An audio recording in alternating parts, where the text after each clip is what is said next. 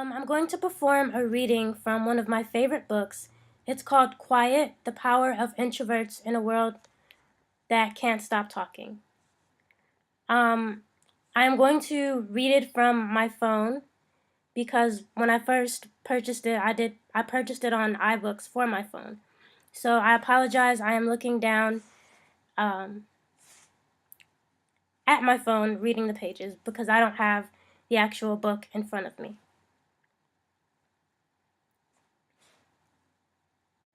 And before I begin, I just want to say the reason that this is one of my favorite books is because for most of my life and now, I consider myself to be someone with a very introverted personality. In my secondary education experience, I was often labeled as the shy person or the quiet girl. And I believe that these titles can be very frustrating for people with introverted personalities, especially when engaging in class discussion or when asked to do group work.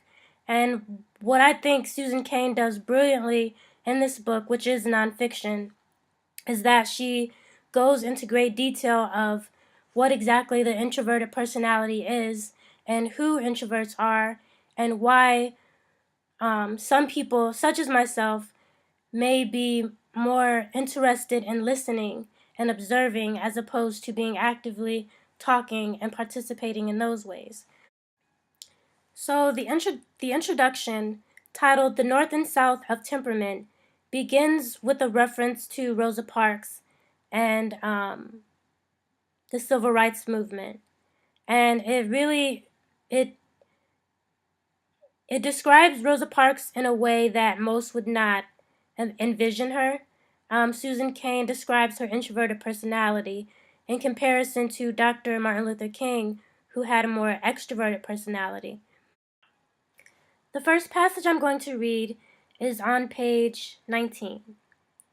On the afternoon of her trial and conviction for disorderly conduct, the Montgomery Improvement Association holds a rally for Parks at the Holt Street Baptist Church, in the poorest section of town. 5,000 gather to support Parks' lonely act of courage. They squeeze inside the church until its pews can hold no more. The rest wait patiently outside, listening through loudspeakers.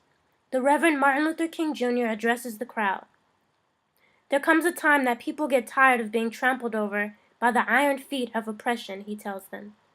There comes a time when people get tired of being pushed out of the glittering sunlight of life's July and left standing amidst the piercing chill of an Alpine November. He praises Parks' bravery and hugs her. She stands silently, her mere presence enough to galvanize the crowd. The association launches a citywide bus boycott that lasts 381 days. The people trudge miles to work. They carpool with strangers.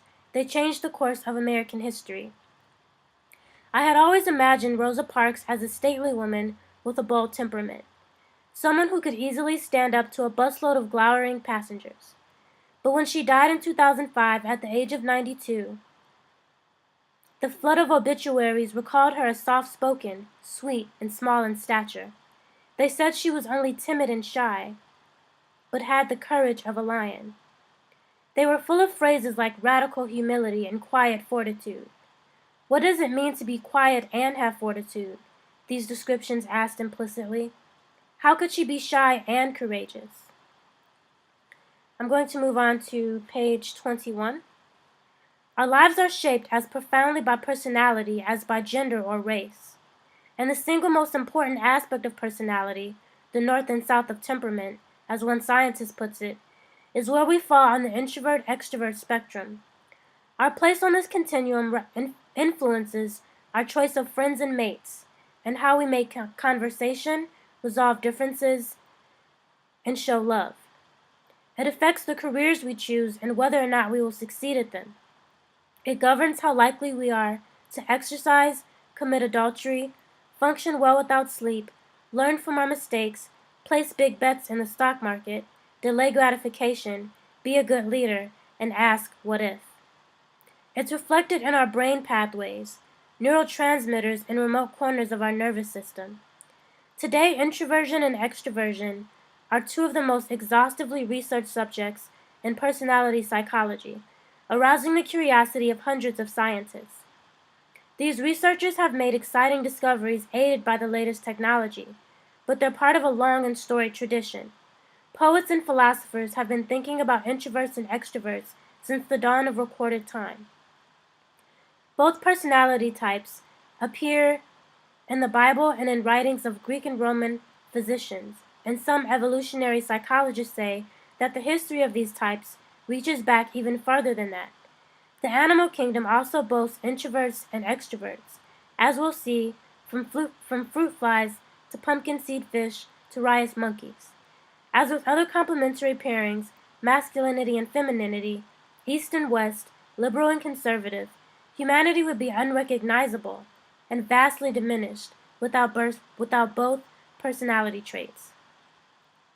Taking the partnership of Rosa Parks and Martin Luther King Jr., a formidable orator refusing to give up his seat on a segregated bus wouldn't have the same effect as a modest woman who clearly preferred to keep silent before the exigencies of the situation. And Parks didn't have the stuff to thrill a crowd if she tried to stand up and announce that she had a dream. But with King's help, she didn't have to. Yet today we make room for a remarkably narrow range of personality styles. We're told that to be great is to be bold, to be happy is to be sociable. We see ourselves as a nation of extroverts, which means that we've lost sight of who we truly are. Depending on which study you consult, 1/3 to 1/2 of Americans are introverts. In other words, 1 out of every 2 or 3 people you know. Given that the United States is among the most extroverted of nations, the number must be at least as high in other parts of the world. If you're not an introvert yourself, you are surely raising, managing, married to, or coupled with one. Again, that was just a quick look into the introductory chapter titled The North and South of Temperament from Susan Cain's text, Quiet, the Power of Introverts. Here's a picture of the cover on my phone. I really encourage anyone who has a curiosity about the differences between introversion and extroversion to check this out. There are many misconceptions out there that Susan Cain dives into and seeks to put to rest. Being quiet, being labeled shy or timid isn't necessarily a bad thing. Also, Susan Cain participates in a lot of TED Talks. I provided the link at the end of the video. I really encourage you to pick up the book or watch the video because this is a great opportunity to learn more about the quiet kid that you will possibly meet in your future classrooms. Well, thank you for listening. Bye.